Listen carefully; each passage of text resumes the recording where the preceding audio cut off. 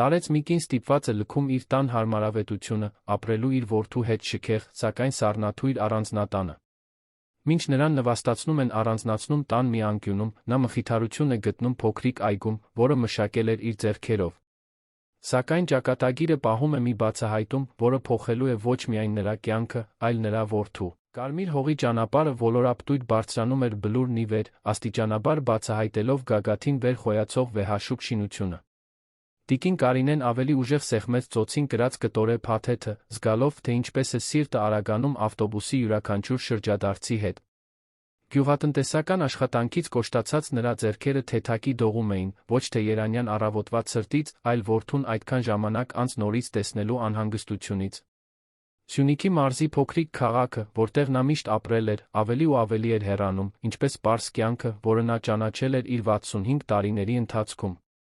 Հիմա նա այնտեղ էր, 2 տարի այրի, աշխարհում ոչ ոք չուներ, բացի Ռուբենից, իր միակ որդուց, ով երիտասարդ տարիքում մեկնել էր մայրաքաղաք հնարավորություններ փնտրելու, այլս չէր վերադարձել։ Նամակները երբեմն էին հասնում, միշտ ինչ-որ գումարով, բայց խոստացված այցելությունները երբեք չէին իրականանում։ Երբ ավտոբուսը կանգնեց վերջին կանգառում, Կարինեն դժվարությամբ իջավ, բռնելով իր միակ ուղեբեռը։ Վարորդը կարեկցանքով նա Եց այն նիհար տիկնոջը, պարզ կոկոշով կապած ալեհեր մազերով, հագին արդեն գունաթափված բամբակյա զգեստ։ Նա շնորհակալություն հայտնեց ամաչկոտ շարժումով սկսեց քայլել ծառապատ փողոցով, հետելով այն հասցեին, որը մտապահել էր։ Առանձնատունն ավելի տպավորիչ էր մոտիկից։ Բարձր պարիսպները շրջապատում էին սեփականությունը, փորագրված երկաթյա էլեկտրոնային դարպասը երկու աշխարհների միջ անանցանելի արգելք էր թվում։ Կարինեն մի ակնթարթ երկմտեց նախքան զանգի կոճակը սեղմելը։ Լեհված մետաղի վրա իր աղավաղված արտացոլանքը նրան ավելի օտար զգալ տվեց, ինչպես բիծ կատարյալ լուսանկարի վրա։ Ինտերկոմով կանացի ձայն հնչեց, սառը անձնական։ Կարինեն բացատրեց, թե ով է ինքը, ձայնը գրեթե կտրվում էր հուզմունքից, երբ ասաց, որ Ռուբենի մայրն է։ Երկար դադար եղավ, որին հաջորդեց զայրացած հառաչանք, նախքան դարպասը դանդաղ սկսեց բացվել։ Արջի այգին ժամանակակից լանդշաֆտային ձևավորման տեսարան էր, դեկորատիվ քարերով, էկզոտիկ բույսերով, կենտրոնական շատրվանով, որից բյուրեղյա ջուր էր հորթում։ Կարինեն քայլեց հայկական քարերով արահետով, ավելի ու ավել։ Իփոքր զգալով իրեն այդքան շքեղության առաջ։ Տունն ինքնին ամսագրից դուրս եկած էր թվում, ամբողջովին սպիտակ, հսկայական ապակե պատուհաններով, որոնք արտացոլում էին առավոտյան արը։ Գլխավոր դուռը բացվեց նախքան նա կհասներ, համազգեստով մի երիտասարդ կին հայտնվեց։ Դա Ռուբենը չէր։ Կարինեն հիասթափության մի ցավ զգաց, որը սուր շեղբի պես անցավ նրա կրծքով։ Սպասուհին, ոչ ավելի քան 20 տարեկան մի աղջիկ, նրան նայեց հետաքրքրության շփոթության խառնուրդով։ Բարի երեկո, դուք պետք է լինեք տիկին Կարինեն։ Խնդրում եմ, մտեք։ Պարոն Ռուբենը կարոր հանդիպման մեջ է խնդրել է, որ ես ձեզ տեղավորեմ։ Կարինեն կուլ տվեց գլխով արեց, անցնելով այն տան շեմը, որն ավելի շատ թանգարան էր թվում, քան տուն։ Ներսն ավելի տպավորիչ էր, բարձր առաստաղներով, բյուրեղյա ջահերով, լեհված մարմարյա հատակով, որտեղ նրա պարզ հողաթափերը ամեն քայլափոխի ամաչկոտ ձայն էին հանում։ Աբստրակտ նկարները զարդարում էին սպիտակ պատերը, իսկ մինիմալիստական դիզայնի կահույքը զբաղեցնում էր տարածքները հաշվարկված ճշգրտությամբ։ Սպասուհին, ով ներկայացավ որպես Ժանն։ Կարինեին առաջնորդեց երկար կողային միջանցքով, անցնելով գլխավոր խոհանոցով, որն ամբողջությամբ հագեցած էր փայլուն չժանգոտվող պողպատից կենցաղային տեխնիկայով, անցնելով ծառայողական տարածքով, որն ավելի մեծ էր, քան ամբողջ տունը, որտեղ նա ապրել էր Սյունիքում։ Ի վերջո, նրանք կանգնեցին սեփականության հետնամասի մի դռան մոտ։ Դուք կմնաք այստեղ։ Սա սպասուհիների սենյակներից մեկն է, բայց այս պահին դատարկ է։ Ունի իր սեփական լոգարանը այն ամենը, ինչ ձեզ հարկավոր է։ Կարինեն մտավ փոքրիկ սենյակ։ Պատերը անկյանք սպիտակ էին, կար միայնակ մահճակալ, ձիգ սպիտակ սավաններով, պարզ մելամինե պահարան մի փոքրիկ պատուհան, որը նայում էր հետնամասի պատին։ Մաքրող միջոցների ուժեղ հոտը լցրեց նրա քթանցքները, աչքերը ցավացնելով։ Դա տարբեր էր, շատ տարբեր այն օդափոխվող սենյակից, որն ուներ լեռների տեսարան իր կավե փոքրիկ տանը։ Շնորհակալություն, աղջիկս, Կարինեն կարողացավ ասել, իր փաթեթը դնելով մահճակալի վրա։ Ինչ որ բան պետք լինի, պարզապես կանչեք ինձ։ Ընթրիքը մատուցվում է ժամը 7-ին ընտանիքի համար, բայց ես կարող եմ ինչ-որ բան բերել ձեզ համար, որպեսզի ուտեք այստեղ ավելի ուշ։ Կարինեն գլխով արեց, զգալով, թե ինչպես է կոկորդում հանգույց առաջանում։ Ընտանիք բառը արձագանքեց նրա մտքում հեռավոր զանգի պես։ Նա ընտանիք էր, չէ՞։ Ինչու՞ չէր ընթրիք ուտի իր որդու հետ։ Ժաննան դուրս եկավ, դուռը մեղմորեն փակելով։ Հետաց լռությունը խլացուցիչ էր։ Կարինեն նստեց մահճակալի եզրին, շուրջը նայեց փոքրիկ սենյակում։ Զգուշությամբ բացեց փաթեթը, բացահայտելով իր քիչ ունեցվածքը։ 3 պարզ զգեստ, իր հանգուցյալ ամուսնու հետ ամուսնության շրջանակված լուսանկար, մաշված աստվածաշունչ, մալվարոզների սերմերի մի փոքրիկ տոպրակ, այն ծաղիկները, որոնք Հակոբն այդքան սիրում էր աճեցնել։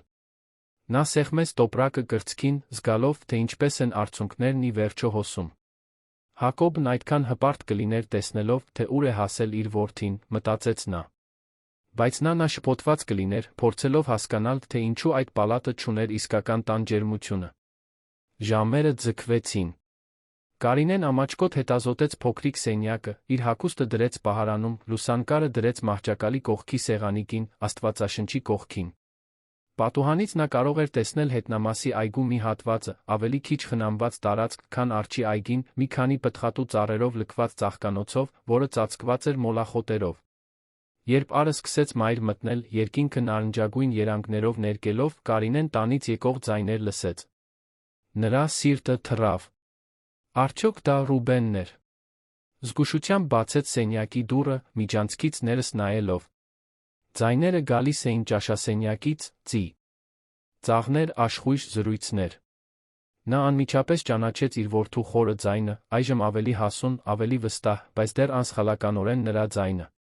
Մի քանի քայլ արեց դեպի ձայնը, նրա հողաթափերը թեթ շրխկոց էին հանում հատակին։ Հասավ այն դռանը, որը բաժանում էր ծառայողական տարածքը ճաշասենյակից, մնաց այնտեղ, անշարժացած, դռան ճեղքից դիտելով։ Ռուբենը նստած էր ազնվական փայտից պատրաստված հսկայական սեղանի գլխին, անթերի կոստյումով։ Նա ավելի լիքն էր, մազերը, քունքերի մոտ մի քանի ալեհեր մազերով, բայց դեռ ուներ նույն ժպիտը, որը նա պահում էր իր հիշողության մեջ։ Նրա կողքին նստած էր մի շիկահեր կին, ուղիղ երկար մազերով, կատարյալ դիմահարդարմամբ, այնպիսի հագուստով, որը Կարինեն գիտեր, որ ավելի թանկ արժեր, քան այն ամենը, ինչ նա ուներ։ Կինը բարձր ծիծաղում էր Ռուբենի հենց նոր ասած բանից, իր կատարյալ մատնահարդարված ձեռքը ծանոթությամբ դնելով նրա թին։ Մայրիկ։ Ժաննայի ձայնը վախեցրեց նրան։ Աղջիկը հայտնվել էր նրա հետում, սկուտեղով։ Բերել եմ տիկնոջ ընթրիքը։ Կարինենս մեկ անգամ նայեց որդուն, հույս ունենալով, որ նա կզգա իր ներկայությունը, որ կնայի իր կողմը, բայց Ռուբենն ամբողջովին տարված էր կնոջ հետ զրույցով։ Նա հանջեց, վերադառնալով իր սենյակ, մինչ Ժաննան հետում էր նրան, կարեկցանքով լի հայացքով, որն ավելի շատ էր ցավեցնում, քան ցանկացած խոսք։ Ընթրիքը նրբագեղ էր, բայց սառը։ Կարինեն մեխանիկորեն կերավ, ամեն մի պատառ դժվարությամբ անցնում էր նրա սեղմված կոկորդով։ Այդ գիշեր, նեղ մահճակալին պառկած, նայելով սպիտակ անկյան առաստաղին, նա մտածեց, թե արդյոք ավելի լավ կլիներ մնալ Սյունիքում, մենակ, բայց տանը, քան այնտեղ լինել, որդուց այդքան մոտ, մինույն ժամանակ, աներակայելիորեն հեռու։ Դրսում քամին ճոճում էր հետնամասի այգու ծառերը, Կարինեն փակեց աչքերը, փորձելով համոզել իրեն, որ առավոտյան ամեն ինչ կլավանա։ Դրանք պետք է լավանային։ Մահճակալի կողքի սեղանի թվային զարթուցիչը ցույց էր տալիս առավոտյան 5:30, երբ Կարինեն բացեց աչքերը։ Մարմինը դեռ չէր սովորել տարբեր ներքնակին, նա գիշերն անցկացրել էր ամեն ժամ արթնանալով, շփոթված այդ տարօրինակ միջավայրում։ Այգին խնամելու համար վաղ արթնանալու սովորո։ Ությունը, սակայն, խորապես արմատացած էր նրա ոսկորներում։ Դանդաղ վեր կացավ, զգալով, թե ինչպես են հոդերը բողոքում։ Պատուհանի բարակ ապակուց երկինքը սկսում էր պարզվել վարդագույն երանգներով։ Արագ հագնվեց իր պարզ զգեստներից մեկով ուղղվեց խոհանոց, մտածելով, որ գուցե կարողանա օգնել նախաճաշի հարցում։ Դա նվազագույնն էր, ինչ կարող էր անել, որպեսզի իրեն բեռ չզգա այդ տանը։ Խոհանոցը դատարկ էր, լուռ։ Կարինեն շուրջը նայեց, կրկին տպավորված բոլոր այդ ժամանակակից սարքերից։ Նա նույնիսկ չգիտեր, թե որտեղից սկսել։ Վառարանը ինդուկցիոն էր, առանց այն գազի կրակի, որը նա գիտեր։ Սառնարանը մի տեսակ հսկա խոզանակված պողպատից պահարան էր, դռան վրա թվային էկրանով։ Նա իրեն զգում էր ինչպես մոլորված երեխա ֆուտուրիստական խաղալիքների խանութում։ Նա փորձում էր պարզել, թե ինչպես միացնել սրճեփը, երբ քայլեր լսեց։ Շրջվեց, ժպտալով, հույս ունենալով հանդիպել Ռուբենին։ Բայց դա Ժաննան էր, արդեն համազգեստով, ով զարմացած էր նրան այնտեղ տեսնելով։ Տիկին Կարինե, դուք վաղ եք արթնացել։ Պետք չէր, ես ամեն ինչ կկարգավորեմ այստեղ։ Ես ով եմ, աղջիկս։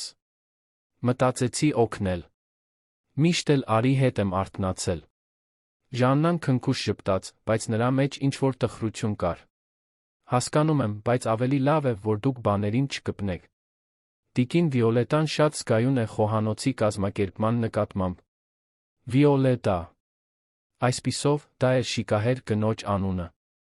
Ռուբենի կինը։ Կարինեն գլխով արեց նահանջեց, կրկին իրեն որպես անկոչ հյուր զգալով։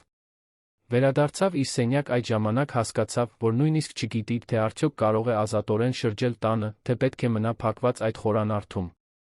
Առավոտյան ժամերը ձգվեցին տանջալից դանդաղությամբ։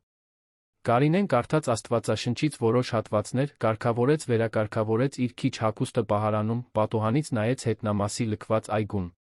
Մոտավորապես ժամը 10-ին Ժաննան թակեց դուռը, սկուտեղով նախաճաշ բերելով։ Ֆրանսիական հաց, կարագ, սպիտակ պանրի կտոր սուրճ կաթով։ Պարոն Ռուբենն արդեն գնացել է գրասենյակ, բացատրեց նա։ Իսկ տիկին Վիոլետան մարզասրահում է։ Նրանք պետք է վերադառնան միայն կեսօրին։ Կարինեն զգաց, թե ինչպես է սիրտը սեղմվում։ Եվս մեկ օր առանց որդուն տեսնելու։ Շնորհակալություն հայտնեց Ժաննային մենակ կերավ, հացը նրա բերանում թեփի պես էր թվում։ Նախաճաշից հետո նա ամաչկոտորեն արկածախնդրեց դեպի սեփականության հետնամասը։ Հետնամասի այգին իսկապես անտեսված էր, համեմատած արջի կատարելության հետ։ Կար մի մեծ մոլախոտերով ծածկված ծաղկանոց, մի քանի պտղատու ծառեր, որոնք թվում էր, թե վաղուց չէին մերժվել, մի փոքրիկ գործիքների պահեստ։ Հենց այնտեղ, սեփականության այդ մոռացված հատվածում, Կարինեն մի փոքր խաղաղություն գտավ։ Ծնկի եկավ հողի վրա, զգալով ծանոթ հողը իր ծնկների տակ։ Ձեռքերով պոկեց մի քանի մոլախոտ, թարմ հողը թողնելով իր մատների մեջ։ Այնտեղ, գոնե, նա իրեն օգտակար էր զգում։ Կեսօրին լսեց հզոր շարժիչի մռնչյունը։ Նրա սիրտը թռավ։ Վազեց մինչ սենյակի պատուհանը տեսավ մի փայլունս մեքենա, որը կանգնում էր ավտոտնակում։ Ռուբենը իջավ, հեռախոսով խոսելով, ճակատը կնճռոտված կենտրոնացումից։ Կարինեն գրեթե վազեց նրա մոտ, բայց ինչ-որ բան կանգնեցրեց նրան։ Որդու կոշտ կեցվածքը, այն ձեթ թե ինչպես էր նա անտեսում շուրջ բոլորը, տարված իր գործնական խոսակցությամբ, անտեսանելի արգելք ստեղծեց, որը նա չհամարձակվեց անցնել։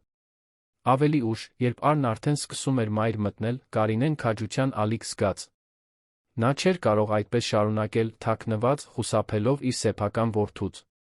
Որոշեց պատրաստել մի բան, որը Ռուբենը միշտ սիրել էր մանուկ հասակում, ավանդական լոբով ճաշ, այնպես, ինչպես իր հայրն էր սովորեցրել։ Գուցե ուտելիքը կարող էր լինել այն կամուրջը, որը խոսքերը դեռ չէին կառուցել։ Սպասեց մինչ համոզվեց, որ խոհանոցը դատարկ է, ապա դուրս եկավ իր սենյակից, քաջությունը որպես անտեսանելի վահան կրելով։ Պահեստը հսկայական էր, լավ մատակարարված։ Գտավ լոբի, մի քանի անհաջող փորձերից հետո կարողացավ պարզել, թե ինչպես օգտագործել վառարանը։ Մինչ լոբին եփվում էր, Կարինեն իրեն գրեթե երջանիկ էր զգում, կորած այն հիշողությունների երբ Ռուբենը փոքր էր նստում էր խոհանոցում միայն նրա կողքին մնալու համար, մինչ նա եփում էր։ Լոբու հոտը սկսեց տարածվել տանը։ Կարինեն հենց կաղամբն էր տապակում, երբ մարմարյա հատակին արագորեն մոտեցող բարձրակրունկների ձայն լսեց։ Ինչ է կատարվում այստեղ։ Կարինեն շրջվեց առերեսվեց Վիոլետայի հետ։ Մոտիկից կինն ավելի վախեցնող էր։ Բարձրահասակ, նիհար, բրենթային հագուստով բացարձակ զզվանքի արտահայտությամբ իր կատարյալ դիմահարդարված դեմքին։ Նրա կապույտ աչքերը, հավանաբար կոնտակտային լինզաների արդյունք, սառն էին ինչպես սառույցը։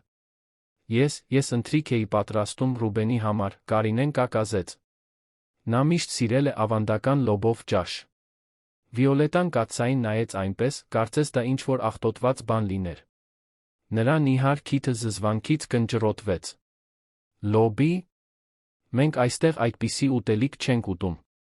Ռուբենը հետում է հավասարակշռված դիետայի, որը պատրաստված է սննդաբանի կողմից։ Եվ նույնիսկ եթե չհետեր էլ, մենք ունենք խոհարար, ով շաբաթը 3 անգամ գալիս է ճաշեր պատրաստելու։ Նախքան Կարինեն կպատասխաներ, Վիոլետան երցրեց կաթսան կտրուկ շարժումով ամբողջ պարունակությունը լցրեց աղբարկղը։ Լոբու աղբարկղն ընկնելու ձայնը խոհանոցում ապտակի պես արձագանքեց։ Կարինեն անշարժացավ, տեսնելով ժամերի աշխատանքի սիրո վատնումը։ Լավ լսեք, Վիոլետան ասաց, իր ձայնը ցածր, բայց թույնով լի։ Ես չգիտեմ, թե ինչպիսի պայմանավորվածություն ունեք իմ ամուսնու հետ այստեղ լինելու համար, բայց սա իմ տունն է։ Իմ խոհանոցը։ Դուք այստեղ ոչ մի բանի չեք կպչում։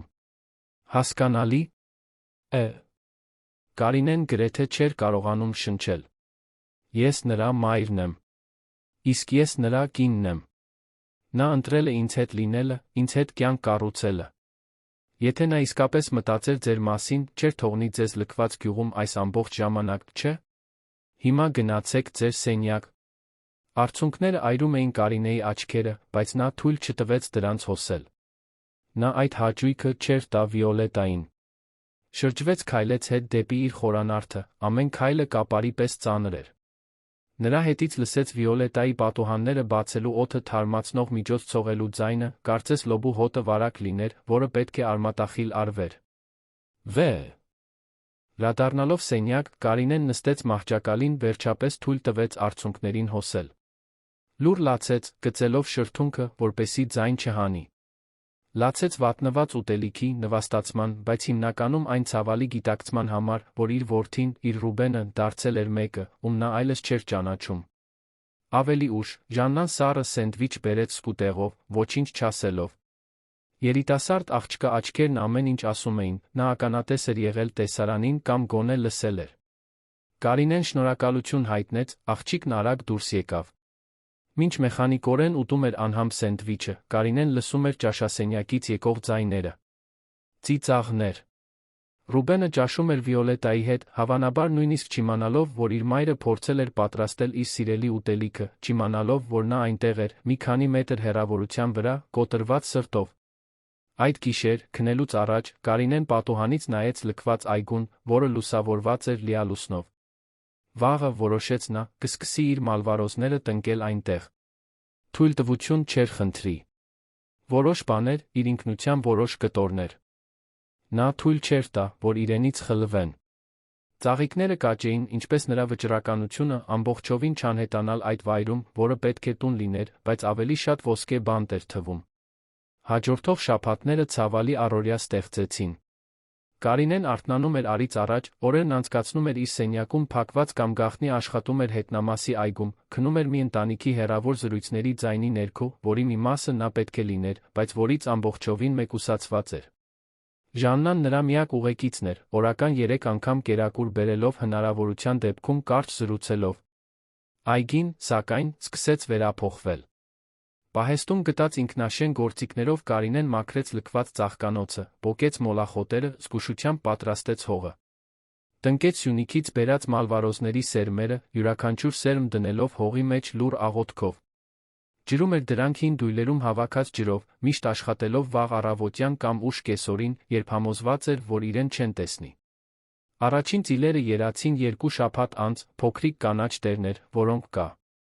լինեից առաջին անկեղծ ժպիտը պոկեցին առանձնատուն հասնելուց ի վեր։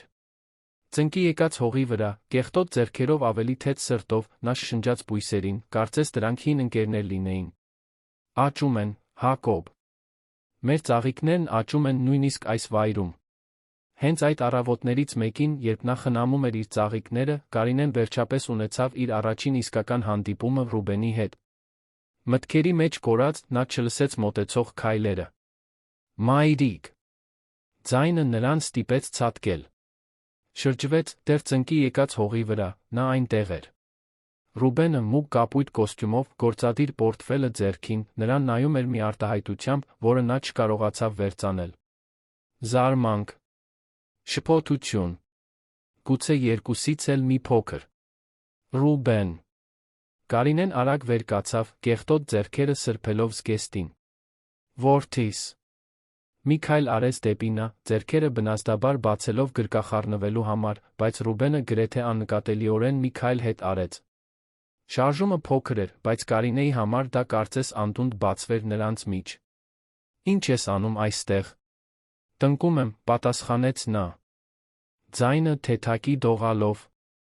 Մալվարոզներ։ Ինչպես հայրդ էր տնկում, հիշում ես։ Դու սիրում էիր, երբ դրանք ծաղկում էին։ Ռուբենը նայեց ծաղկանոցին, ապա նորից նրան։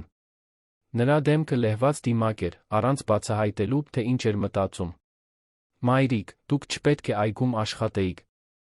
Մենք այգեպան ունենք, ով խնամում է այդ բաները։ Ես չեմ ուզում անհանգստություն պատճառել։ Սա ընդամենը մի անկյուն է, ես ինքս ամեն ինչ կխնամեմ։ Ծանր լռություն տիրեց։ Կարինեն սպասում էր, որ նա կհարցնի, թե ինչպես է, հարմարավետ է արդյոք, ինչ-որ բանի կարիք ունի արդյոք։ Բայց Ռուբենը պարզապես նայեց իր դաստակի ժամացույցին, մի ժամացույց, որը հավանաբար ավելի թանկ արժեր, քան այն տունը, որտեղ նա մեծացել էր։ Ես պետք է գնամ։ Կարոր հանդիպում ունեմ։ Ավելի ուշ կխոսենք։ Ռուբեն, սպասիր, Կարինեն բռնեց նրա թեթակի, կարծես վախենում էր, որ նա ծխի պես կանհետանա։ Կարող ենք այսօր միասին ընթրել։ Զրուցել։ Այդքան ժամանակ է անցել։ Նա նայեց նրա ձեռքին իր թի վրա, Կարինեն անմիջապես հեռացրեց այն, ամաչելով տեսնելով հողի կեղտը անթերի կոստի։ Ումի թին։ Կտեսնեմ, թե ինչ կարող եմ անել, ասաց նա, բայց տոնի մեջ ոչ մի խոստում չկար։ Զգույշ եղեք, մայրիկ։ Եվ այսպես նա գնաց, Կարինեին թողնելով այգում կանգնած, ավելի մենակ զգալով իրեն, քան կարճ հանդիպումից առաջ։ Գոնե հեռավորության մեջ հույս կար, հնարավորություն, որ ամեն ինչ կարող էր այլ լինել։ Բայց այնտեղ իրականության հետ առերես, նա ցավալիորեն պարզ տեսնում էր, որ իր որդին հեռացել էր նրանից այնպիսի ձերով, որոնք միայն աշխարհագրական չէին։ Օրերը շարունակվեցին։ Մալվարոզները ուժեղանում էին, նրանց ցողուններն ավելի ու ավելի բարձրանում էին։ Կարինեն ժամեր էր անցկացնում դրանց խնամելով, մեղմորեն խոսելով, այդ բույսերի մեջ գտնելով միակ բանը, որը դեռ իմաստ ուներ իր կյանքում։ Վիոլետան հազվադեպ էր հայտնվում, երբ նա հետնամասում էր, ինչը թեթություն էր, բայց Կարինեն գիտեր, որ միայն ժամանակի հարց էր, մինչ հարսը կբացահայտեր իր գաղտնի ապաստանը։ Այդ ժամանակը եկավ հինգշաբթի կեսօրին։ Կարինեն ծաղիկներն էր ջրում, երբ մոտեցող ձայներ լսեց։ Թաքնվեց պահեստի հետում, սիրտը ուժգին բաբախելով։ Վիոլետան հայր։ Նվեց, քայլելով այգում, ուղեկցությամբ մի էլեգանտ միջին տարիքի տղամարդու, թանկարժեք հագուստով պահատախտակը ձեռքին։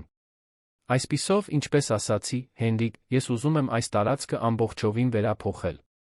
Ինչ-որ մինիմալիստական, ժամանակակից։ Հրաբխային քարեր, գուցե զեն շատրվան, մի քանի ճարտարապետական բույսեր։ Միանշանակ ոչ մի այդպիսի սովորական խոտեր ծաղիկներ։ Կարինեն զգաց, թե ինչպես է արյունը սառչում։ Տղամարդը ակնհայտորեն լանդշաֆտային դիզայներ նշումներ էր անում քայլելիս, ամբողջովին անտեսելով մալվարոզների ծաղկանոցը, որը Կարինեն այդքան սիրով էր մշակել։ Կատարյալ է, Վիոլետա։ Ես կարող եմ այստեղ տպավորիչ նախագիծ ստեղծել։ Անհրաժեշտ կլինի հեռացնել ամեն ինչ, սկսել զրոյից։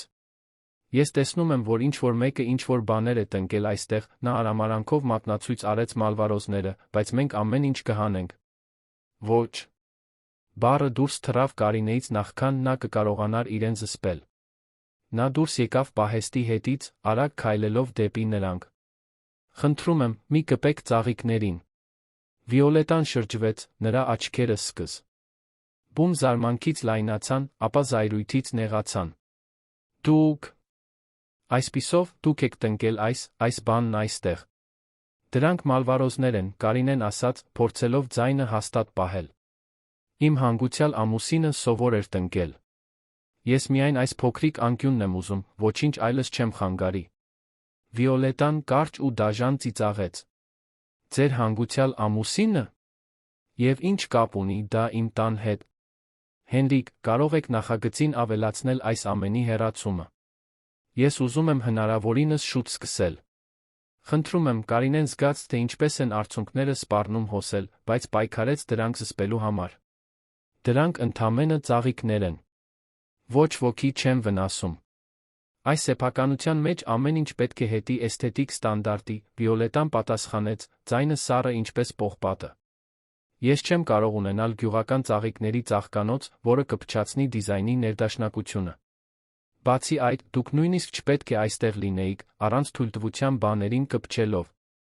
Լանդշաֆտային դիզայները մի կնոջից մյուսին էր նայում, ակնհայտորեն անհարմարավետ զգալով։ Իրավիճակից։ Տիկին Վիոլետա, գուցե մենք կարող ենք, նա սկսեց, բայց կինը կտրուկ ձեռքի շարժումով ընդհատեց նրան։ Հենրիկ, դու ինձ համար ես աշխատում։ Արա այն, ինչ խնդրեցի քեզանից։ Նախագիծը իմ սեղանին եմ ուզում մինչ ուրբաթ։ Կարինեն մնաց այնտեղ անշարժացած, տեսնելով, թե ինչպես է լանդշաֆտային դիզայները կատարում իր վերջին նշումները հրաժեշտ տալիս։ Վիոլետան նրան ուղեկցեց մինչ դուռը, նույնիսկ հետ չնայելով։ Երբ վերջապես մենակ մնաց, Կարինեն ծնկի իջավ իր ծաղիկների կողքին։ Ձեռքերը անցկացրեց փափուկ տերների վրայով, զգալով, թե ինչպես են դրանք թեթակի ճոճվում կեսօրվա զեփյուռի տակ։ Չեմ թողնի, շշնջաց բույսերին։ Չեմ թողնի, որ ձեզ ոչնչացնեն։ Բայց նույնիսկ խոսելիս, նրա մի մասը գիտեր, որ դա խոստում էր, որը գուցե չկարողանար կատարել։ Այդ տանը նա ձայն չուներ, իշխանություն չուներ։ Նա ստվեր էր մի ներկայություն, որը հանդուրժվում էր միայն այն պատճառով, որ անհնար էր պարզապես նրան անհետացնել։ Նրա ծաղիկները, ինչպես ինքը, այնտեղ գոյություն ունեին համառությունից, մաքուր դիմադրությունից, բայց Վիոլե տայի երկաթյա կամքի Ռուբենի անտարբերության դեմ, որքան կարող էին դրանք իսկապես տել։ Այդ գիշեր Կարինեն հազիվ կարողացավ ուտել։ Պառկած մնաց մահճակալին, նայելով առաստաղին, հուսահատ պլաններ կազմելով իր այգին փրկելու համար։ Կարող էր փորձել խոսել Ռուբենի հետ, աղաչել, որ նա միջամտի, բայց այդ միտքը նրան ամոթով էր լցնում։ Նա արդեն այնքան էր նսեմացել այդ տանը, այնքան անտեսանելի էր, որ ավելի շատ նվաստանալու, աղաչելու միտքը գրեթե անտանելի էր։ Մալվարոզները գրեթե պատրաստ էին ծաղկելու, նա տեսնում էր առաջին կոկոնների ձավորումը։ Եթե միայն նա ավելի շատ ժամանակ ունենար, եթե դրանք կարողանային ծաղկել, գուցե Ռուբենը կտեսներ, կհիշեր, թե ինչպես էր երեխա, նույն այդ ծաղիկները, որոնք փայլում էին այն պարզ կավե այգում, որտեղ նա մեծացել էր։ Գուցե ծաղիկները կարողանային անել այն, ինչ նրա խոսքերը չէին կարողանում, կառուցել կամուրջ դեպի այն որդու սիրտը, ում նա մի ժամանակ ճանաչել սիրել էր։ Նորությունը հասավ երկուշաբթի առավոտյան։ Ռուբենը պետք է մեկ շաբաթով մեկներ Գյումրի, կարոր գործարք կնքելու համար։ Կարինեն տեղեկ։ Ությունը պատահաբար լսեց, կիսաբաց դռան միջից, երբ նա հրաժեշտ էր տալիս Վիոլետային հյուրասենյակում։ Կարոտելու եմ քեզ, սեր, Վիոլետան ասաց, իր ձայնին քաղցր տոն տալով, որը Կարինեն երբեք չէր լսել։ Բայց հասկանում եմ, որ դա կարոր է ընկերության համար։ Շուտով կվերադառնամ։ Դու գիտես, որ կարող ես ինձ զանգահարել ցանկացած ժամի։ Համբույրի ձայն, քայլեր, դռան փակվելը։ Մեքենայի շարժիչի հեռացող մռնչյունը։ Եվ ապա, լռություն։ Ծանր լռություն, որը կարծես փոթորիկ էր կանխագուշակում։ Կարինեն սխալված չէր։ Առանց Ռուբենի ներկայության, նույնիսկ եթե նա հազիվ էր նկատում նրան, Վիոլետան իրեն ավելի ազատ էր զգում տան նկատմամբ իր բացարձակ տիրապետությունը իրականացնելու համար։ Առաջին օրը միայն սառը հայացքներ կտրուկ մեկնաբանություններ էին, երբ նրանք հատվում էին միջանցքներում։ Երկրորդ օրը Վիոլետան Ժաննային հանձնարարեց Կարինեի ճաշերը մատուցել ավելի ուշ, երբ դրանք արդեն սառը էին։ Երրորդ օրը իրավիճակը սրվեց։ Կարինեն առավոտյան այգում էր, ինչպես միշտ, երբ աղմուկ լսեց։ Քաշելու, կտրուկ քաշելու ձայն։ Վազեց դեպի ձայնը։ Տեսավ Վիոլետային հագին ձիգ թանկարժեք մարզական հագուստ, սեփական ձեռքերով պոկելով մալվարոզները։ Նա արդեն պոկել էր 5 կամ 6-ը, արմատները կախված, թափված հողը ընկնում էր գետնին։ Ոչ։ Կարինեն բղավեց, վազելով դեպի նա։ Կանգնիր։ Խնդրում եմ, կանգնիր։ Վիոլետան նրան նայեց ժպիտով, որը չէր հասնում աչքերին։ Ահ, դու այստեղ ես։ Հենց քո մասին էի մտածում։ Տեսնում ես սա։ Այգին ավելի շուտ սկսեցի մաքրել։ Հենրիկը հաջորդ շաբաթ կսկսի նախագիծը։ Դուք իրավունք չունեք, Կարինեն ասաց, ձայնը դողալով զայրույթից հուսահատությունից խառնված։ Դրանք ձեր չեն, որ ոչնչացնեք։ Ոչ։ Վիոլետան գցեց պոկված ծաղիկները գետնին մեկը մյուսին սրբեց ձեռքերը, կարծես զզվելի կեղտից էր ազատվում։ Սա իմ տունն է, իմ այգին, իմ սեփականությունը։ Այստեղ ամեն ինչ ինձ է պատկանում։ Նույնիսկ համարձակվում եմ ասել, դուք։ Ես ձեր ամուսնու մայրն եմ։ Եվ ինչ։ Վիոլետան ծիծաղեց, սուր դաժան ձայն։ Դուք կարծում եք, որ դա ինչ-որ բան է նշանակում։ Ռուբենը հազիվ է հիշում ձեզ։ Նա ունի ինձ, ունի իր կյանքը այստեղ։ Դուք։ Ընդամենը խղճի բեռ եք, որը նա կրում է, անհարմար պարտավորություն, որը նա կնախընտրեր մոռանալ, բայց չի կարող, քանի որ դա վատ կընդունվի հասարակության կողմից։ Խոսքերը Կարինեին հարվածեցին բռունցքների պես։ Նա տատանվեց, բռնելով պահեստի պատից, որպեսզի չընկնի։ Վիոլետան մոտեցավ, նրա կապույտ աչքերը փայլում էին չարությամբ։ Ուզում եք իմանալ ճշմարտությունը։ Ռուբենը նույնիսկ չէր ուզում, որ դուք գաք։ Ես էի պնդում։ Գիտեք ինչու։ Որովհետև որքան շատ եք դուք մնում այստեղ, այնքան շատ է նա տեսնում տարբերությունը մեր միջ։ Նրա ամոթալի անցյալի այն ապագայի միջ, որը ես եմ ներկայացնում։ Դուք նրա ծագման մշտական հիշեցում եք, դա նրան ստիպում է ինձ ավելի շատ գնահատել։ Կարինեն զգաց, թե ինչպես են տաք արցունքները հոսում դեմքով, բայց չէր կարողանում դադարեցնել։ Չէր կարողանում շարժվել, չէր կարողանում խոսել։ Վիոլետան ճիշտ էր։ Արդյոք այս ամենը դաժան փորձություն էր Ռուբենի համար իր արմատների հետ կապերը վերջնականապես կտրելու միջոց։ Հիմա, Վիոլետան ասաց, շրջվելով հեռանալու համար, ուզում եմ, որ դուք կարգի բերեք այս ամբողջ խառնաշփոթը, որը ես արեցի։ Մաքրեք մահացած ծաղիկները, ամեն ինչ աղբար կղնետեք։ Համարեք սա ձեր ներդրումը տան համար։ Նա դուրս եկավ, բարձրակրունկները շրխկացնելով քարե արահետին, Կարինեին մենակ թողնելով իր այգու ջարդված մնացորդների հետ։ Կինը դանդաղ ծնկի իջավ, վերցնելով պոկված մալվարոզներից մեկը։ Ծաղիկը գրեթե պատրաստ էր բացվելու, ուռած կոկոնը վարդագույն թերթիկներ էր խոստանում։ Հիմա այլս երբեք լույս չէր տեսնի։ Կարինեն լուռ աշխատեց, արցունքները հոսում էին, մինչ նա հավաքում էր ոչնչացված բույսերը։ Բայց ոչ բոլորը։ Վիոլետան պոկել էր միայն ծաղկանոցի արջի մասը։ Դեռ մնացել էին 10-ից 12 հատ հետնամասում, պաշտպանված մի քանի քարերով, որոնք Կարինեն դրել էր այնտեղ։ Դրանք ամենաերիտասարդներն էին, ավելի փոքր, բայց կենդանի էին։ Այդ գիշեր Կարինեն հազիվ քնեց։ Պառկած մնաց մահճակալին, հուսահատ պլաններ կազմելով։ Պետք էր փրկել մնացած ծաղիկները, բայց ինչպես։ Վիոլետան հիմա հստակ գիտեր, թե որտեղ էին դրանք։ Միայն ժամանակի հարց էր, մինչ նա կվերադառնար աշխատանքը ավարտելու համար։ Հաջորդ օրերին կարի։ Նեն սկսեց ջրել մնացած բույսերը ամենատարօրինակ ժամերին, երբ համոզված էր, որ Վիոլետան չէր նայում։ Երբեմն գիշերվա կեսին, երբեմն շատ վաղ, նույնիսկ մինչ արը լիովին դուրս կգար։ Օգտագործում էր ջուր, որը պահում էր սենյակում շշերի մեջ, գաղտնի տեղափոխելով։ Հենց այդ առավոտներից մեկին, երբ արը հազիվ էր սկսում եռալ հորիզոնում, անխուսափելին տեղի ունեցավ։ Կարինեն ծնկի էր եկած ծաղկանոցում, զգուշորեն ջուր լցնելով մալվարոզների շուրջը, շշնջալով քաջալերող խոսքեր, երբ իր հետից քայլեր լսեց։ Շրջվեց, նրա սիրտը սուզվեց։ Վիոլետան այնտեղ էր, հագին մետաքսե խալաթ, մազերը բացված ուսերին, դեմքին մի արտահայտություն, որը Կարինեն կարող էր նկարագրել միայն որպես չար հաղթանակ։ Ձեռքին բռնած էր այգու ճկուն խողովակը։ Դեռ խնամում ես այդ մոլախոտերը։ Վիոլետան հարցրեց, խողովակը միացնելով արտաքին ծորակին։ Դու իսկապես չես հասկանում, երբ քեզ չեն ցանկանում, չէ՞։ Վիոլետա, խնդրում եմ, Կարինեն վեր կացավ, ոտքերը դողալով։ Թողեք գոնե դրանք։ Դրանք այնքան քիչ են։ Դու ջուր ես ուզում քո բույսերի համար։ Վիոլետ։ Ան բացեց ծորակը, ջուրը սկսեց հոսել խողովակով։ Թույլ տվեք, ես օգնեմ։ Հաջորդածը կարծես դանդաղ շարժումով էր տեղի ունենում։ Վիոլետան ուղեց խողովակը անմիջապես Կարինեի վրա։ Սառը ջրի շիթը ուժգին հարվածեց տարեց կնոջ դեմքին, նրա շունչը կտրելով։ Կարինեն փորձեց պաշտպանվել ձեռքերով, բայց ջուրը շարունակում էր հոսել, թրջելով նրա հագուստը, մազերը, հոսելով մարմնով։ Դուք կարծում եք, որ ինձնից լավն եք։ Վիոլետան բղավում էր ջրի ձայնի վրայից։ Նայեք ձեզ։ Խղճուկ ձեր գյուղացի, ով խաղում է ցեխի մեջ։ Այսպես են ձեզ նման մարդիկ մաքրվում, չէ՞։ Խողովակով բակում, ինչպես կենդանիներ։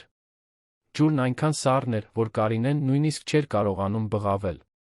Նրա ատամները կրճտում էին, մարմինը անկառավարելիորեն դողում էր։ Նա փորձեց հեռանալ, բայց սայթաքեց ոտքերի շուրջը ձավորվող ցեխի մեջ ծնկի իջավ, ձեռքերը խրվելով թաց հողի մեջ։ Եվ այսպես թաց նվաստացած ծնկի եկած ցեխի մեջ, իր ոչնչացված ծաղիկների կողքին, Կարինեն ձայն լսեց, որը սառեցրեց նրա երակներում եղած ամբողջ արյունը։ Վիոլետա։ Ջուրը հանկարծ դադարեց։ Կարինեն նայեց, թարթելով աչքերը մաքրելու համար, այգու մուտքի մոտ կանգնած տեսավ ծանոթ կերպար։ Ռուբենը։ Նա ճմրթված կոստյումով էր, փողկապը թուլացած, ճամփորդական պայուսակը ձեռքին։ Նա պետք է շուտ վերադարձած լիներ ճամփորդությունից։ Որդու դեմքը հակասական զգացմունքների դիմակ էր, որը Կարինեն չէր կարողանում վերծանել։ Ցնցում, զայրույթ, գուցե նույնիսկ զզվանք։ Բայց ինչից զզվանք։ Կնոջից այդպես վարվելու համար, թե՞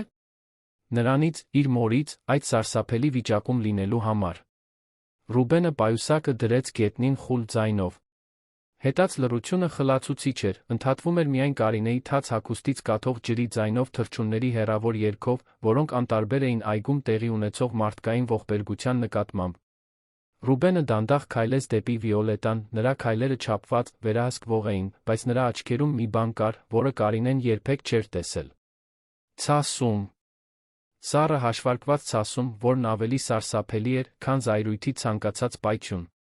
Վիոլետան բաց թողեց խողովակը, որը ընկավ գետնին, դեռ ջուր շիթելով։ Նրա դեմքը, միշտ այդ քան հանգիստ, խուճապի նշաններ էր ցույց տալիս։ Ռուբեն, ես կարող եմ բացատրել։ Կարող ես։ Ռուբենը կանգնեց նրանից մի քանի քայլ հեռու։ Խնդրում եմ, բացատրիր ինձ։ Բացատրիր ինձ, թե ինչպես է կինը սառը ջուր լցնում 65 տարեկան տիկնոջ վրա։ Բացատրիր ինձ, թե ինչպիսի մարդ է դա անում։ Նա փչացնում էր այգին։ Վիոլետան փորձեց վերականգնել իր հանգստությունը, բարձրացնելով կզակը։ Տնկում էր այդ բաներն առանց թույլտվության։ Ես պարզապես պաշտպանում էի մեր տունը։ Մեր տունը։ Ռուբենը ծիծաղեց, բայց դա անհումոր ձայն էր։ Սա մեր տունը չէ, Վիոլետա։ Սա իմ տունն է։ Գնված իմ փողով, իմ անունով։ Եվ այն կինը այնտեղ, նա մատնացույց արեց Կարինեին, ով դեռ ծնկի էր եկած ցեխի մեջ, դողալով ցրտից ցնցումից, իմ մայրն է։ Այն կինը, ով ինձ մեծացրել է, ով աշխատել է մինչ ձեռքերը արյունել են, որպեսզի ինձ կրթություն տա, ով վաճառել է իր ունեցած միակ արժեքավոր բանը, ամուսնական մատանին, որպեսզի վճարի իմ տոմսը երան, երբ այստեղ աշխատանքի հնարավորություն ունեցա։ Կարինեն զարմացած նայեց, որ դու… Նա չգիտեր, որ նա հիշում էր դա, այդ զոհաբերությունը։ Ռուբենը երբեք չէր հիշատակել։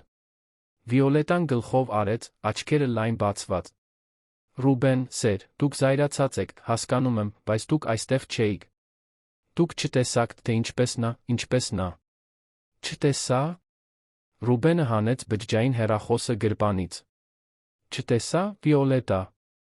Թույլ տվեք ինչ-որ բան ցույց տալ։ Նա մի քանի վայրկյան հեռախոսի հետ խաղաց, ապա էկրանը շրջեց դեպի Վիոլետան։ Կարինեն չէր կարողանում տեսնել, թե ինչ էր դա, բայց տեսավ, թե ինչպես է գույնը դուրս գալիս հարսի դեմքից։ Ես 3 շաբաթ առաջ տան հետնամասում անվտանգության տեսախցիկներ տեղադրեցի։ Դիսկրետ տեսախցիկներ։ Դուք չնկատեցիք, չէ՞։ Դուք ինձ լրտեսում էիք։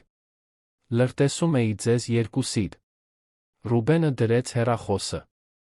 Նա նայեց Կարինեին, հիմա նրա աչքերում ինչ-որ բան կար։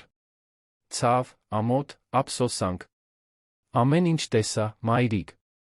Տեսավ, թե ինչպես նա ոչնչացրեց ձեր ուտելիքը, ինչպես նվաստացրեց ձեզ խոհանոցում, ինչպես պոկեց ձեր ծաղիկները։ Տեսա ամեն մի դաժան խոսք, ամեն մի արհամարհական հայացք։ Կարինեն չէր կարող ղանում մարսել այն, ինչ լսում էր։ Ռուբենը գիտեր։ Ամեն ինչ գիտեր, ոչինչ չէր արել։ Ինչո՞վ։ Կարծես կարդալով նրա մտքերը, Ռուբենը շարունակեց, ձայնը ավելի ցածր դառնալով։ Ես պետք է համոզվեի։ Պետք է տեսնեի, թե ով էր Վիոլետան իրականում, երբ կարծում էր, որ ոչ ոք չի նայում։ Մենք շատ արագ էինք ամուսնացել, ես կասկածներ ունեի, բայց չգիտեի, թե ինչպես ապացուցել, որ իմ բնազդը ճիշտ էր։ Այսպիսով, դուք ձեր սեփական մորը որպես խայծ օգտագործեցիք։ Վիոլետայի խոսքերը թունավոր էին, բայց դրանցում հուսահատություն էլ կար։ Ինչպիսի հրեշ է դա անում։ Այնպիսի հրեշ, որը մեծացել է կոշտ փողոցներում, որը սովորել է, որ վստահությունը թանկարժեք շքեղություն է, Ռուբենը պատասխանեց։ Այնպիսի հրեշ, որը, ակնհայտորեն, ամուսնացել է մեկ այլ հրեշի հետ։ Նա շրջվեց դեպի Կարինեն, հիմա նրա դեմքի գծերը մեղմացան։ Մոտեցավ նրան, ծնկի իջավ ցեխի մեջ նրա կողքին, առանց հոգալու թանկարժեք կոստյումի մասին, մեղմորեն ձեռքը դրեց նրա ուսին։ Մայրիկ, ներիր ինձ։ Ներիր ինձ, որ թույլ տվեցի քեզ տառապել։ Ես պետք է ճշմարտուտ։ Յունն իմանայի նրա մասին նախքան հաջորդ քայլն անելը։ Ինչ հաջորդ քայլ։ Վիոլետան հարցրեց, ձայնը հիմա բարակ սուր։ Ռուբենը վեր կացավ, օգնելով Կարինեին ոտքի կանգնել։ Նա այնքան էր դողում, որ հազիվ էր կարողանում կանգուն մնալ։ Նա հանեց իր սեփական պիջակը դրեց նրա ուսերին, այնքան քնքուշ ժեստ, այնքան նման այն տղային, ում նա մեծացրել էր, որ Կարինեն նոր արցունքներ զգաց։ Ամուսնալուծություն, Ռուբենը պարզապես ասաց, նայելով Վիոլետային։ Իմ փաստաբանները վաղը կկապվեն։ Դուք ունեք մինչ շաբաթվա վերջ այս տանից դուրս գալու համար։ Դուք չեք կարող դա անել։ Վիոլետան բղավեց, մի քայլ առաջ անելով։ Ես ձեր կինն եմ։ Մենք պայմանագիր ունենք, իրավունքներ։ Մենք ունենք նախամուսնական պայմանագիր, որը դուք ուրախությամբ ստորագրել եք, կարծելով, որ ես ռոմանտիկ եմ, ասելով, որ մեր սերը փողից կարոր է։ Ռուբենը խաչացեց ձեռքերը։ Եվ մենք հիմա ունենք ժամերի ձայնագրություններ, որոնք ցույց են տալիս ընտանեկան բռնություն իմ ընտանիքի խոցելի անդամի նկատմամբ։ Դուք իսկապես ուզում եք դա տանել դատարան, Վիոլ։ Դա։ Ուզում եք, որ այդ պատկերները հրապարակվեն։ Վիոլետան բացեց բերանը, փակեց, նորից բացեց։ Արցունքները սկսեցին հոսել նրա կատարյալ դիմահարդարված դեմքով, ստեղծելով թարթիչաներկի մուգ հետքեր։ Ռուբեն, խնդրում եմ։ Ես սիրում եմ քեզ։ Դա ընդամենը թուլության պահ էր, սթրեսի։ Մենք կարող ենք դա շտկել, կարող ենք։ Սեր։ Ռուբենը գլխով արեց։ Դուք չգիտեք, թե ինչ է սերը, Վիոլետա։ Սերը իմ մայրն է, 2 օր ավտոբուսով ճամփորդող իր բոլոր ունեցվածքով կտոր է փաթեթում։ Սերը գաղտնի ծաղիկներ տնկելն է, միայն իրեն կապված զգալու համար մեկի հետ, ով արդեն չկա։ Սերը այն չէ, ինչ դուք ցուցադրեցիք այստեղ։ Նա մատնացույց արեց տունը։ Հիմա գնացեք հավաքեք ձեր իրերը։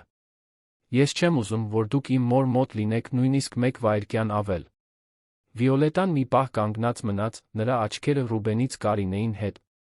Նրա դեմքին Կարինեն տեսավ հազարավոր զգացմունքներ անցնող, զայրույթ, վախ, հիասթափություն, անհավատություն։ Բայց ի վերջո, երբ իրականությունը վերջապես հաստատվեց, երբ նա հասկացավ, որ Ռուբենը չի բլեֆում, սառնության դիմակ իջ։ Ավ նրա դեմքի վրա։ Դուք կզղջաք դրա համար, ասաց նա, ձայնը ցածր վերահսկվող։ Ոչ ոք ինձ այդպես չի նվաստացնում։ Ոչ ոք։ Դուք ձեզ նվաստացած եք զգում։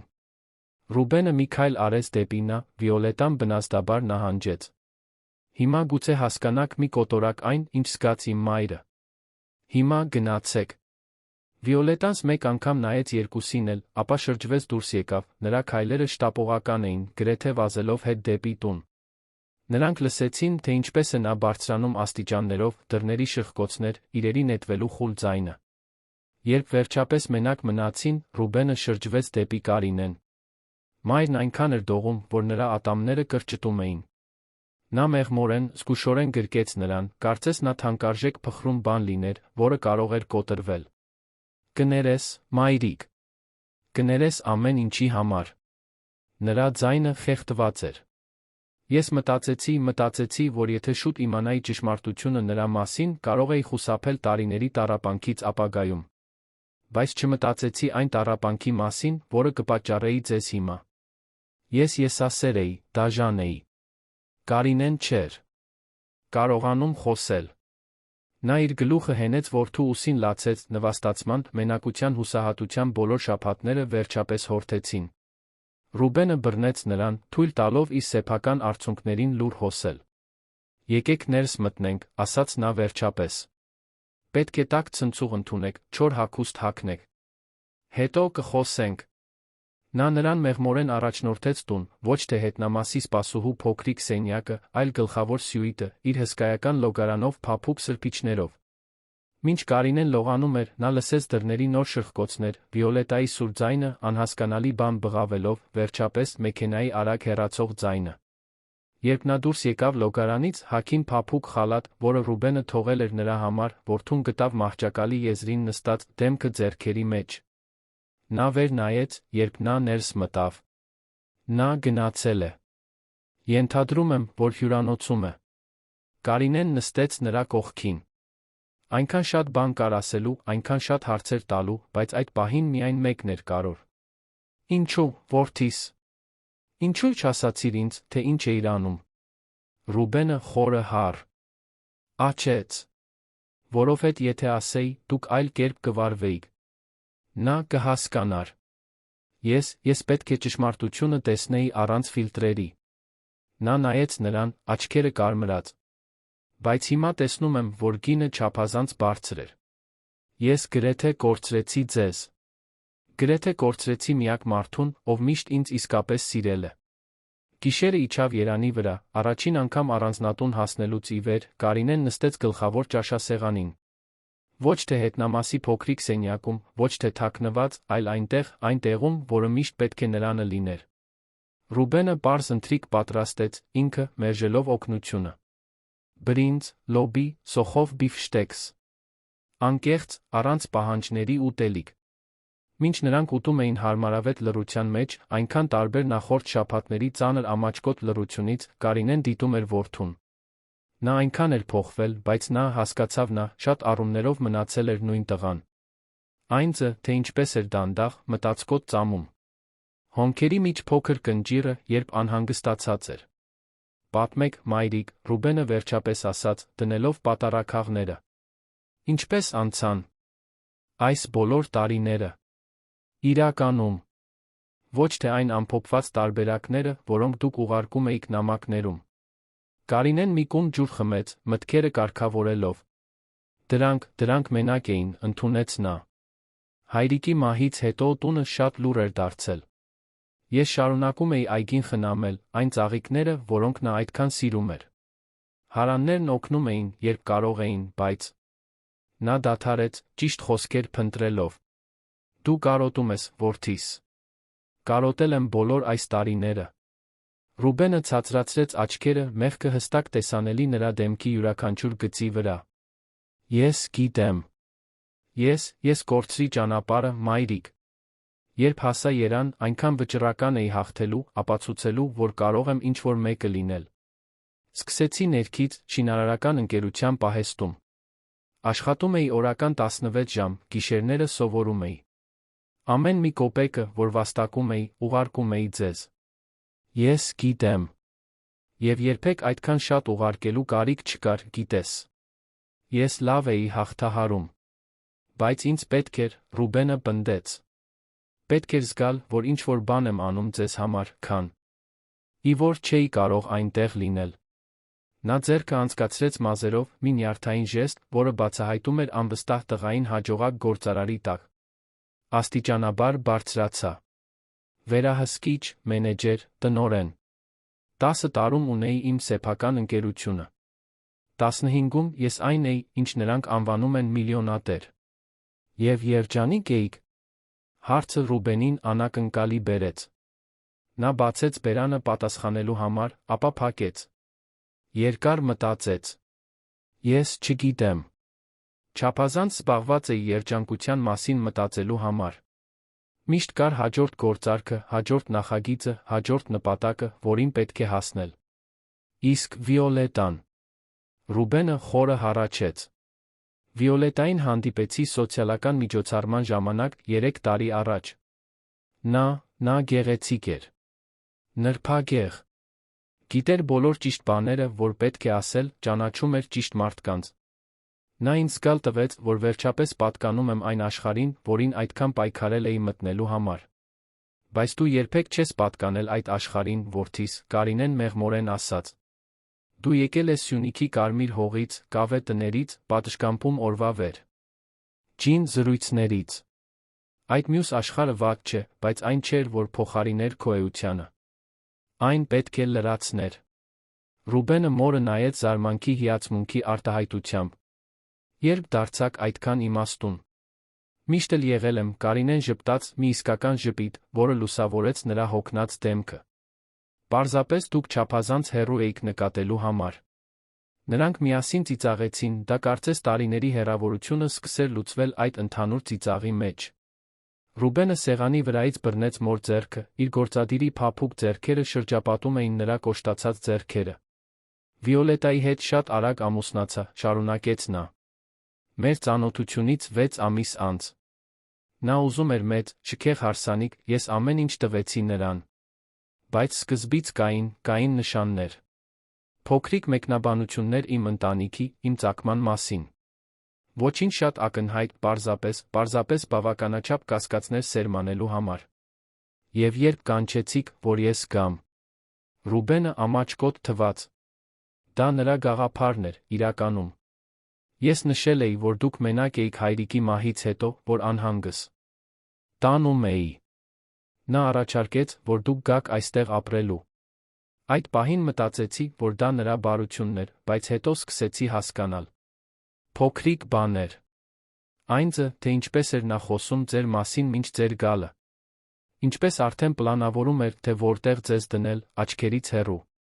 Այսպիսով տեսախցիկներ տեղադրեցիք։ Տեսախցիկներ տեղադրեցի, Ռուբենը հաստատեց։ Ես անձամբ գնացի Սյունիք ձեզ բերելու, հիշում եք։ Եվ վերադարձի ճանապարհին, նախքան այստեղ կանգնելը, ամեն ինչ տեղադրեցի։ Նա նայեց նրան, աչքերը լի զղջումով։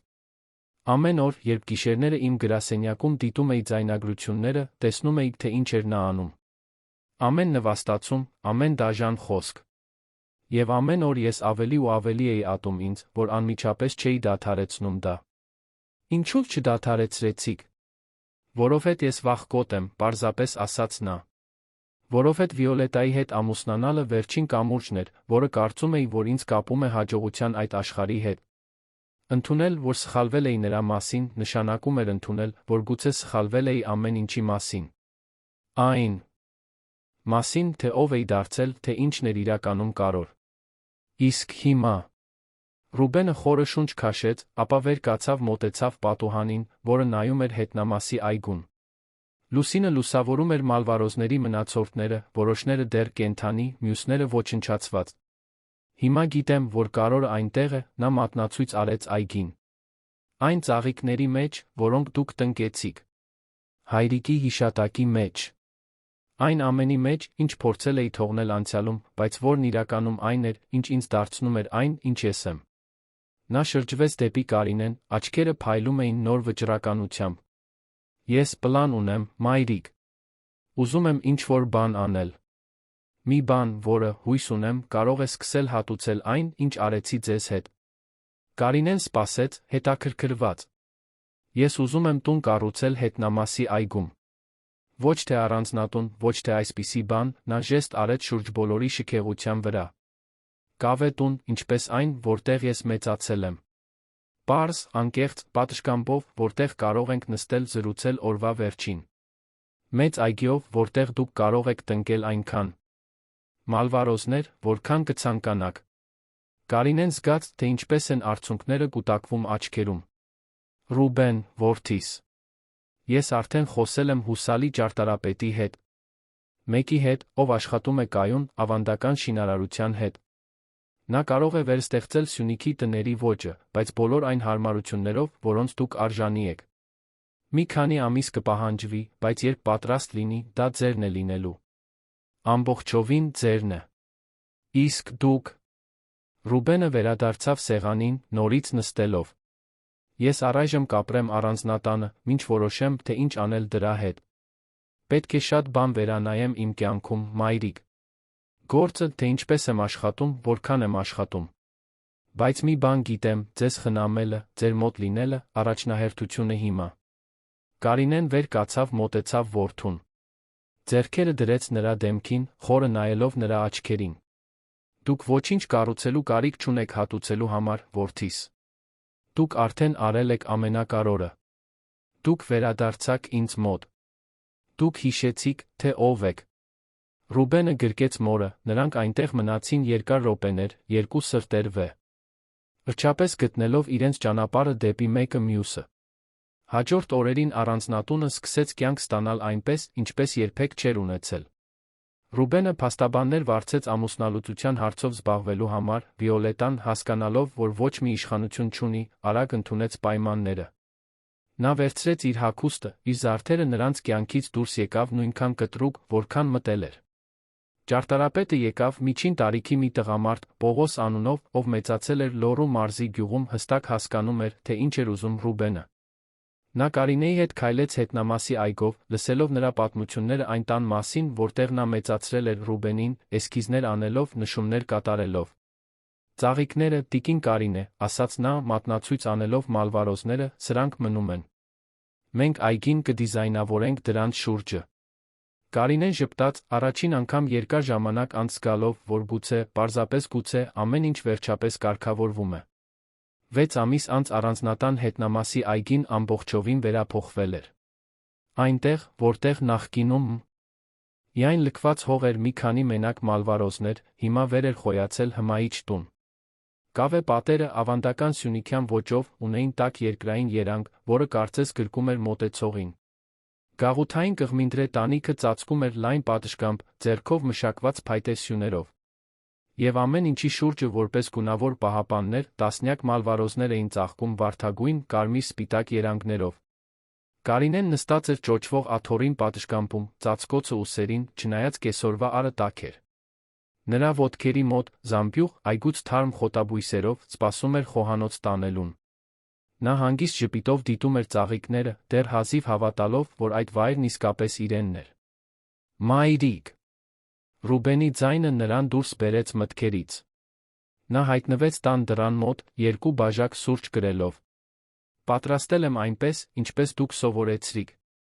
Ուժեղ դարչինի այդ շշուկով։ Կարինեն վերցրեց առաջարկված բաժակը, ծանոթ բույրը լցրեց նրա քթանցքները, ուրախ հիշողություններ բերեց։ Դուք լավ եք դրանում, գովեց նա։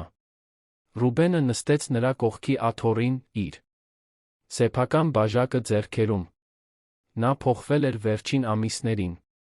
Դեռ կոստյումներ էր հագնում գրասենյակ գնալու համար, բայց հիմա նա ուներ ամբողջ պահարանը լի առօրյա հագուստով։ Ավելի քիչ ժամեր էր աշխատում, ավելի շատ ժամանակ էր անցկացնում այնտեղ, կավե տանը, մորն օգնելով այգում, պատշգամբում ամեն ինչի ոչնչի մասին զրուցելով։ Հյուրերը շուտով պետք է հասնեն, մեկնաբանեց նա։ Ժաննան հաստատեց, որ կգա, նա Պողոսն իր կնոջ հետ։ Պարոն Անտոնը շուկայից նույնպես ասաց, որ կանցնի։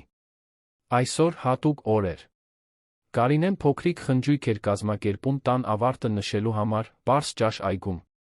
Դա նա շնորհակալություն հայտնելու միջոց էր բոլոր նրանց, ովքեր օգնել էին այդ երազանքը իրականություն դարձնել։ Նախորդ շաբաթներին Կարինեն ծանոթացել էր շրջակա հարանների հետ, բացահայտելով մի ջերմ համայնք, որի գոյության մասին չգիտեր։ Պարոն Անտոնը, տեղական շուկայի տերը, ընկեր էր դարձել նրա համար, միշտ նրա համար լավագույն մրգերը պահելով։ Պողոսը, ճարտարապետը, պարբերաբար այցելում էր իր կնոջ, Մարիամի հետ, 4-ը հաճախ ամբողջ կեսօրներ էին անցկացնում պատշգամբում զրուցելով։ Ժաննան առաջինն էր հասել, բերելով եգիպտացորենի ալյուրից պատրաստված տորտ, որը հատուկ այդ առիթի համար էր թխել։ Երիտասարդ աղջիկը, ով ինչպես Կարինեն պարզեց, համալսարանի ուսանողուհի էր, աշխատող իր ուսման վարձը վճարելու համար, գրեթե թոռնուհի էր դարձել նրա համար։ Ռուբենն տպավորված աղջկա նվիրվածությունից իր ընկերության սոցիալական ծրագրի միջոցով կրթաթոշակ էր առաջարկել։ Տիկին Կարինե։ Ժաննան բացականչեց, քնքշորեն գրկելով տարեց կնոջը։ Տունը հիասքանչ է։ Կարծես հեքիաթից դուրս եկած լինի։ Աստիճանաբար մյուս հյուրերը սկսեցին հասնել։ Պողոսը, Մարիամը բույսերի տնկիներ բերեցին այգու համար։ Պարոն Անտոնը հայտնվեց թարմ մրգերի զամբյուղով շատ պատմություններ պատմելու համար։ Նույնիսկ մի քանի հարաններ, որոնց Կարինեն հանդիպել էր իր առավոտյան զբոսանքների ժամանակ, հայտնվեցին, հետաքրքրված նոր տունը տեսնելու համար։ Ճաշը մատուցվեց այգում տեղադրված պարզ սեղանների վրա, հողամասում արդեն գոյություն ունեցող մեծ մանգոյի ծառի ստվերի տակ։ Կարինեն պատրաստել էր իր մասնագիտուչ ունները ավանդական լոբով ճաշ, գյուղական հավ, փլավ, հայկական ավանդական քաղցրավենիք։ Անկեղծ սիրով պատրաստված ուտելիք, որը լցրեց այգին բույրերով, որոնք բոլորին ժպտալ էին ստիպում։ Ճաշի ընթացքում, մինչ նա աշխույժ զրուցում էր հյուրերի հետ, Կարինեն չէր կարողանում դադարեցնել Ռուբենին նայելը։ Որդին նստած էր պարոն Անտոնի Պողոսի միջ, ծիծաղելով մի պատմությունից, որը պատմում էր Արտրականը, ամբողջովին հանգիստ։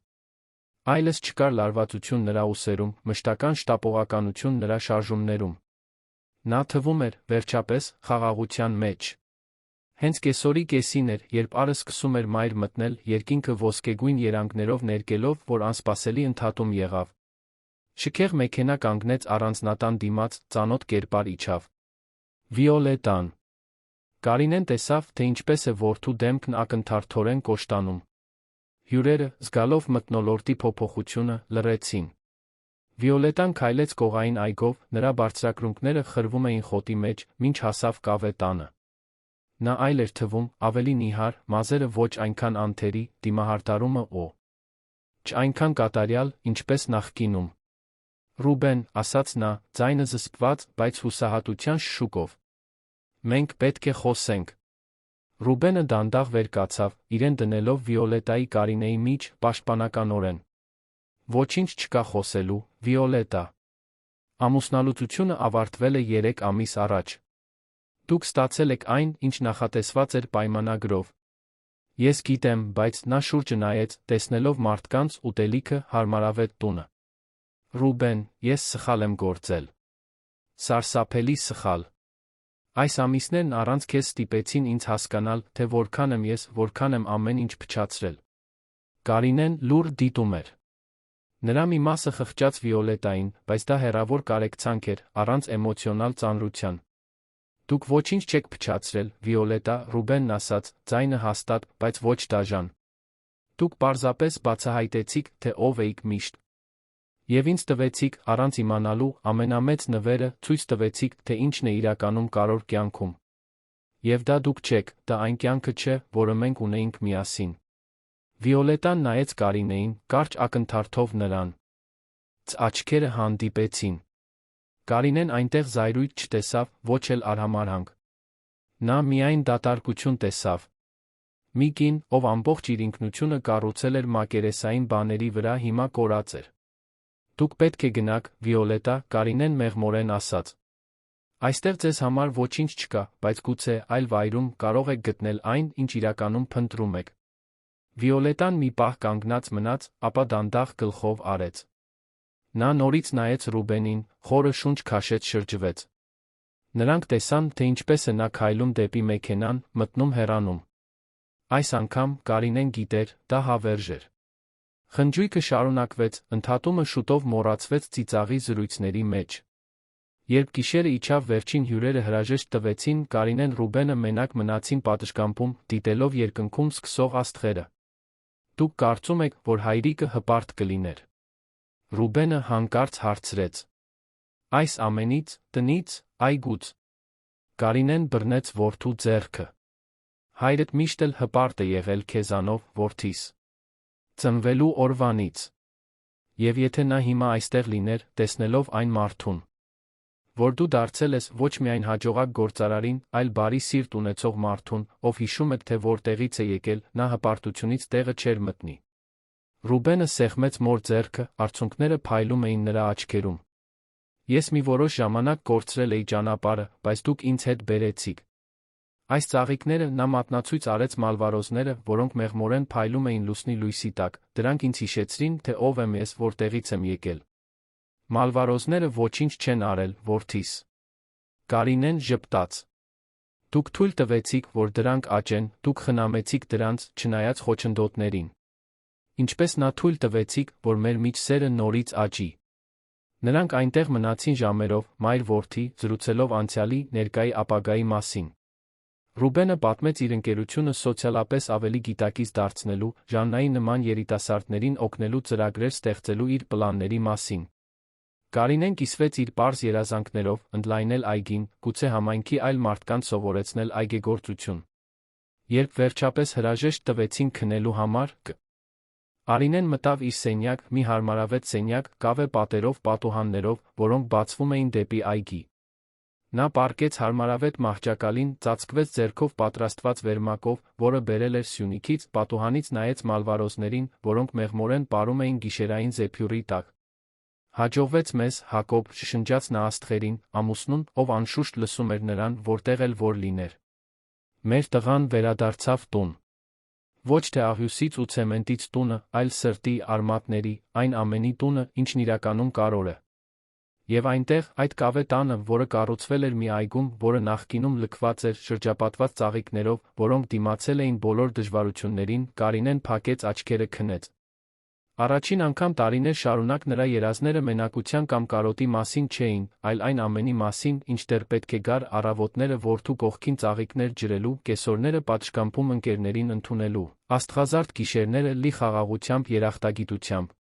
Հպարտությունը, մտածեց նա մինչ լիովին քնելը, կարիք չուն։ Ի գոյատելու ամոթից։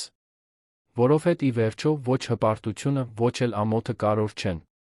Կարորը սերն է, ընտանիքը, այն արմատները, որոնք մեզ պահում են, նույնիսկ երբ աշխարհը փորձում է մեզ պոկել հողից։ Սիրելի ունկնդիրներ, հուսով ենք, որ տիկին Կարինեի Ռուբենի պատմությունը դիպել է ձեր սրտերին, ինչպես դիպել է մերին, այն պատմելիս։ Սա վերսկսումների մասին պատմություն է, այն մասին, որ երբեք ուշ չէ փրկելու այն, ինչն իրականում Կարոր է կյանքում, այն արմատների մասին, որոնք մեզ սահմանում են, այն սիրո մասին, որը մեզ պահում է նույնիսկ ամենադժվար փոթորիկների ժամանակ։ Եթե այս պատմությունը արձագանքեց ձեզ, եթե դուք կարողացաք ձեզ տեսնել Կարինեի մեջ, պայքարելով իր ինքնությունը պահպանելու համար, կամ Ռուբենի մեջ, գտնելով տունդարձի ճանապարհը, մենք շատ կցանկանայինք լսել ձեր մտքերը։ Թողեք ձեր մտորումները մեկնաբանություններում, կիսվեք ձեր սեփական վերսկսումների, հաշտեցումների պատմություններով։